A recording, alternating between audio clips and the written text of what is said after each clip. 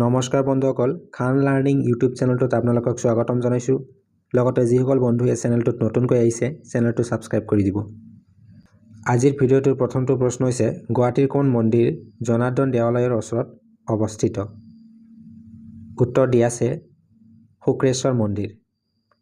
2 number প্ৰশ্নটো আছে, গোপেশ্বৰ দেৱালয় ক'ত অৱস্থিত? উত্তৰ দিয়া আছে তেজপুৰত। 3 নম্বৰ প্ৰশ্নটো হৈছে, গোপেশ্বৰ মন্দিৰক আন কি নামেৰে জনা যায়? উত্তৰ দিয়া আছে গুপ্তেশ্বৰ মন্দিৰ। 4 নম্বৰ প্ৰশ্নটো হৈছে, অসমত কোন ধৰ্মৰ লোক বেছি? উত্তৰ দিয়া আছে হিন্দু ধৰ্ম। 5 নম্বৰ প্ৰশ্নটো হৈছে, মাধৱদেৱ কোন? উত্তৰ দিয়া আছে শংকৰদেৱৰ প্ৰধান শিষ্য আৰু ভাগৱতী বৈষ্ণৱ ধৰ্মৰ প্ৰচাৰক। 6 নম্বৰ প্ৰশ্নটো হৈছে, মহাপুৰুষ শংকৰদেৱে ক'ত জন্মগ্ৰহণ কৰিছিল? উত্তৰ দিয়া আছে নগাঁও জিলাৰ বৰদোৱাৰ আলিপুখুৰী নামে ঠাইত। 7 নম্বৰ প্ৰশ্নটো হৈছে, মহাপুৰুষ শংকৰদেৱৰ জন্ম কেতিয়া হৈছিল? উত্তৰ দিয়া আছে 1449 চনত। 8 নম্বৰ প্ৰশ্নটো হৈছে, অসমৰ প্ৰধান ধৰ্ম সংস্কাৰকজনৰ নাম কি? উত্তৰ দিয়া আছে শ্ৰীমন্ত শংকৰদেৱ। 9 নম্বৰ প্ৰশ্নটো হৈছে, শংকৰদেৱে প্ৰচাৰ কৰা ধৰ্মটোৰ নাম কি? উত্তৰ দিয়া আছে বৈষ্ণৱ ধৰ্ম। 10 নম্বৰ প্ৰশ্নটো হৈছে, শংকৰদেৱে প্ৰচাৰ কৰা ধৰ্মৰ মূল মন্ত্ৰ কি? উত্তৰ দিয়া আছে এক দেৱ এক সেৱ এক বিনে নাই কেও। 11 নম্বৰ প্ৰশ্নটো আছে, অসমৰ কোনখন স্থানক হিন্দু, ইছলাম আৰু বৌদ্ধ ধৰ্মৰ লোকসকলৰ একমাত্ৰ মিলনভূমি বুলি কোৱা হয়? ইয়াৰ উত্তৰ দিয়া আছে হাজো। 12 নম্বৰ প্ৰশ্নটো হৈছে, শংকৰদেৱে ৰচনা কৰা গীতসমূহক কি বুলি কোৱা হয়? উত্তৰ দিয়া আছে বৰগীত। 13 নম্বৰ প্ৰশ্নটো হৈছে, আজান পীৰৰ দৰগাহ ক'ত অৱস্থিত? উত্তৰ দিয়া আছে শিৱসাগৰৰ সৰাগুৰিত। 14 নম্বৰ প্ৰশ্নটো হৈছে, শংকৰদেৱে ক'ত মহাপ্ৰয়াণ লাভ কৰিছিল? উত্তৰ দিয়া আছে কোচবিহাৰত। 15 নম্বৰ প্ৰশ্নটো হৈছে, বিহুৰ আগদিনাক কি বুলি কোৱা হয়? উত্তৰ দিয়া আছে উৰুকা। 16 নম্বৰ প্ৰশ্নটো হৈছে, কোন বিহুৱে নৱবৰ্ষৰ সূচনা কৰে? উত্তৰ দিয়া আছে বহাগ বিহুৱে। কৃষকসকলে কেতিয়া পথাৰত আকাশ বন্তি জ্বলায়? উত্তৰ দিয়া আছে কাতি বিহুত। 18 নম্বৰ প্ৰশ্নটো হৈছে, ৰাভাসকলে পালন কৰা বসন্ত উৎসৱ কি উৎসৱ বুলি কোৱা হয়? উত্তৰ দিয়া আছে বাইখ উৎসৱ। 19 নম্বৰ প্ৰশ্নটো হৈছে, টুচু পূজা কি? উত্তৰ দিয়া আছে অসমৰ চাহ জনজাতীয় লোকসকলে পালন কৰা এক উল্লেখযোগ্য উৎসৱ। 20 নম্বৰ প্ৰশ্নটো হৈছে, কোন মাহত মাধৱদেৱৰ তিথি পালন কৰা হয়? উত্তৰ দিয়া আছে ভাদ মাহত। 21 নম্বৰ প্ৰশ্নটো হৈছে, শংকৰদেৱৰ জন্মোৎসৱ কেতিয়া পালন কৰা হয়? উত্তৰ দিয়া আছে আহিন মাহত পূৰ্ণিমা তিথিত। 22 নম্বৰ প্ৰশ্নটো হৈছে, উমানন্দ মন্দিৰ কোনজন আহোম ৰজাৰ দিনত নিৰ্মাণ কৰা হয়? উত্তৰ দিয়া আছে গদাধৰ সিংহৰ দিনত। 23 নম্বৰ প্ৰশ্নটো হৈছে, নৱগ্ৰহ মন্দিৰ কোনজন আহোম ৰজাৰ দিনত নিৰ্মাণ কৰা হয়? উত্তৰ দিয়া আছে স্বৰ্গদেউ ৰাজেশ্বৰ সিংহৰ দিনত। 24 নম্বৰ প্ৰশ্নটো হৈছে, মহাভৈৰৱ মন্দিৰ ক'ত অৱস্থিত? উত্তৰ দিয়া আছে তেজপুৰত। 25 নম্বৰ প্ৰশ্নটো হৈছে, গুৱাহাটীৰ কৃষ্ণ মন্দিৰ ক'ত অৱস্থিত? উত্তৰ দিয়া আছে উত্তৰ গুৱাহাটীৰ চন্দ্ৰভাৰতী পাহাৰত।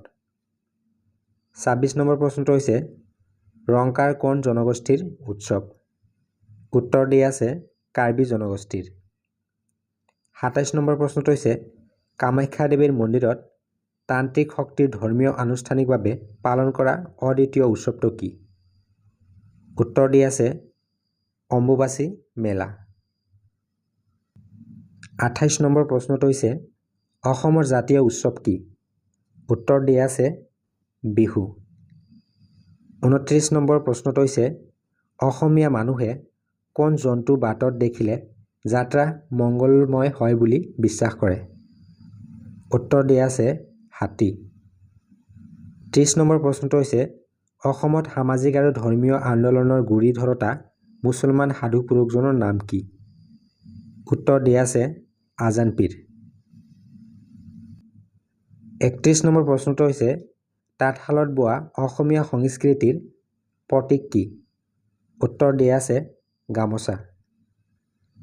32 নম্বৰ প্ৰশ্নটো হৈছে অসমীয়া পুৰুষসকলে পৰিধান কৰা মুখ্য পোচাক কি? উত্তৰ দিয়া আছে ধুতি চুৰিয়া। 33 নম্বৰ প্ৰশ্নটো হৈছে অসমীয়া মহিলাসকলৰ প্ৰধান সাজ পোছাক কি? উত্তৰ দিয়া আছে মেখেলা চাদৰ। 34 নম্বৰ প্ৰশ্নটো হৈছে অসমীয়া সমাজত বিয়াৰ আগদিনা পালন কৰা অনুষ্ঠানটোৰ নাম কি? উত্তৰ দিয়া আছে অধিবাস। 35 নম্বৰ প্ৰশ্নটো হৈছে আহোমসকলৰ বিবাহ উৎসৱক কি বুলি কোৱা হয়? উত্তৰ দিয়া আছে চকলং। 36 নম্বৰ প্ৰশ্নটো হৈছে নৃত্য পৰিৱেশনৰ সময়ত অসমীয়া তিৰোতাই হাতত কি পিন্ধে? উত্তৰ দিয়া আছে গামখাৰু। 37 নম্বৰ প্ৰশ্নটো হৈছে অসমৰ সত্ৰীয়া নৃত্যই কোন বৰ্ষত ৰাষ্ট্ৰীয় স্বীকৃতি লাভ কৰে? উত্তৰ দিয়া আছে 2000 চনত। 38 নম্বৰ প্ৰশ্নটো হ'ল অসমৰ সৰ্বোচ্চ শিৱ মন্দিৰ কোনটো? উত্তৰ দিয়া আছে শিৱসাগৰৰ শিৱদৌল। 39 নম্বৰ প্ৰশ্নটো হৈছে পোৱামক্কা ক'ত? উত্তৰ দিয়া আছে হাজোত। 40 নম্বৰ প্ৰশ্নটো হৈছে হাজোত থকা পোৱামক্কাৰ মছজিদটো কোনে প্ৰতিষ্ঠা কৰিছিল? উত্তৰ দিয়া আছে গিয়াছুদ্দিন আউলিয়া। 41 নম্বৰ প্ৰশ্নটো হৈছে নৱগ্ৰহ মন্দিৰ ক'ত অৱস্থিত? উত্তৰ দিয়া আছে গুৱাহাটীৰ চিত্ৰাচল পাহাৰত। 42 নম্বৰ প্ৰশ্নটো হৈছে কামাখ্যা দেৱীৰ মন্দিৰটো কি পূজাৰ বাবে বিখ্যাত? উত্তৰ দিয়া আছে শক্তি পূজা। 43 নম্বৰ প্ৰশ্নটো হৈছে ভাৰতৰ সৰ্ববৃহৎ শিৱলিংগটো কোন মন্দিৰত অৱস্থিত? উত্তৰ দিয়া আছে অসমৰ মহাভৈৰৱ মন্দিৰত। 44 নম্বৰ প্ৰশ্নটো হৈছে অসমৰ খাজুৰাহ কি? উত্তৰটো আছে কামাখ্যা মন্দিৰক অসমৰ খাজুৰাহ বুলি কোৱা হয়। 45 নম্বৰ প্ৰশ্নটো হৈছে অসমৰ সৰ্ববৃহৎ পৰ্যটক আকৰ্ষণ কেন্দ্ৰ কোনটো? উত্তৰ দিয়া আছে কামাখ্যা মন্দিৰ। 46 নম্বৰ প্ৰশ্নটো হৈছে শিৱদৌল, বিষ্ণুদৌল আৰু দেৱীদৌল অসমৰ ক'ত অৱস্থিত? উত্তৰ দিয়া আছে শিৱসাগৰত। 47 নম্বৰ প্ৰশ্নটো হৈছে অসমীয়া সমাজত পৰিয়ালসমূহৰ শ্ৰেণী বিভাজনক কি বুলি কোৱা হয়? উত্তৰ দিয়া আছে গোত্ৰ। 48 নম্বৰ প্ৰশ্নটো হৈছে আঠমঙলা কি? উত্তৰ দিয়া আছে আঠমঙলা হ'ল বিয়াৰ 8 দিন পিছত কইনাক দৰা ঘৰলৈ নিয়া অনুষ্ঠান। 49 নম্বৰ প্ৰশ্নটো হৈছে উমানন্দ মন্দিৰটো ক'ত অৱস্থিত? উত্তৰ দিয়া আছে ভস্মাচল পাহাৰত। 50 নম্বৰ প্ৰশ্নটো হৈছে উমানন্দ মন্দিৰটো কেতিয়া স্থাপন কৰা হৈছিল? উত্তৰ দিয়া আছে 1694 চনত। 51 নম্বৰ প্ৰশ্নটো হৈছে নামঘৰৰ মুখ্য ভেটি কি? উত্তৰ দিয়া আছে লাইখুটা। 52 নম্বৰ প্ৰশ্নটো আছে কিমান চনত কামাখ্যা মন্দিৰৰ পুনৰ নিৰ্মাণ কৰা হৈছিল? উত্তৰ দিয়া আছে 1665 চনত। 53 নম্বৰ প্ৰশ্নটো হৈছে কামাখ্যা মন্দিৰটো কোনে পুনৰ নিৰ্মাণ কৰিছিল? উত্তৰ দিয়া আছে কোচ ৰজা মহাৰাজ নৰনাৰায়ণে। 54 নম্বৰ প্ৰশ্নটো হৈছে সূৰ্য পাহাৰ অসমৰ কোনখন জিলাত? উত্তৰ দিয়া আছে গোৱালপাৰাত। 55 নম্বৰ প্ৰশ্নটো হৈছে অশ্বক্লান্ত মন্দিৰ ক'ত অৱস্থিত? উত্তৰ দিয়া আছে উত্তৰ গুৱাহাটীত। 56 নম্বৰ প্ৰশ্নটো হৈছে কামাখ্যা মন্দিৰ কোন পাহাৰত অৱস্থিত? উত্তৰ দিয়া আছে গুৱাহাটীৰ নীলাচল পাহাৰত।